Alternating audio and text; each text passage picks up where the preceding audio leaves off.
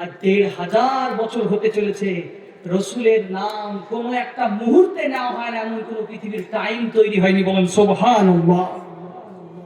পাগল হয়ে যাবেন আপনি। কার উম্মত? You don't know about the Prophet Muhammad sallallahu alaihi wasallam. You don't have conception about the Prophet Muhammad sallallahu alaihi wasallam. আপনার ধারণাই না।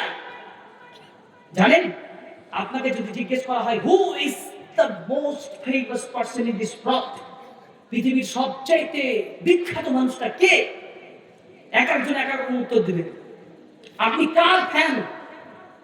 আপনাকে যদি জিজ্ঞেস করা হয় আপনি কার ভক্ত, কেউ বলবে I am a fan of Ronaldo, কেউ বলবে I am a fan of Virat Kohli, কেউ বলবে I am a fan of Messi, কেউ বলবে আমি মেসির ভক্ত, কেউ বলবে আমি রোনাল্ডোর ভক্ত, কেউ বলবে আমি বিরাট কোহলির ভক্ত।